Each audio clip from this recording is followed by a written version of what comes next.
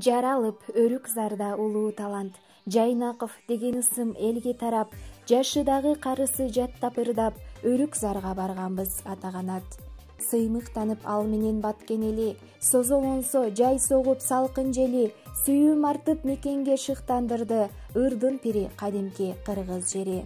Обонунда жан бардай ыргактары, оболоду ак сүйүү кайрыктары, өтсө дагы кылымдар унутулбас, ошондогу кыргызымдын сулуулары. Бул жарыкчылыкта жашоо өмүр айланпасы тынымсыз айлана берет. Жараткан берген өмүрдү татыктуу жашап өтүү ар кимдин эле пешенесине жазуу өрбөйт тура. Өмүр бизден өтүп кетсе, эл эмгектен эскерсин деген кыргызда жакшы кеп бар. Өрнөктүү өмүр жолунда жакшы из калтырып, керемет аваздарын жаратып, бир канча ырларга жан берген кыргыз эл артисти, обончу жана аткаруучу Апаз Жайнаков тирүү болгондо 60 жашка чыкмак. Өрүк зарлуу Баткендин кулуну, кыргыз элинин сыймыгы Апаз Жайнаков 1960 жылы 6 мартта Баткен облусунун Баткен районунда жарык дүйнөгө келген. Ата-энеси чарба кызматкерлери болгон. Мектепти аяктагандан соң Самаркандек айылындагы техникумга тапшырат. Көп өтпөй 2 жылга Чехословакияга аскердик кызматка жөнөп кетет. Аскерден келгенден кийин Ош педагогикалык институтунун музыка бөлүмүнө тапшырып өтпөй калат.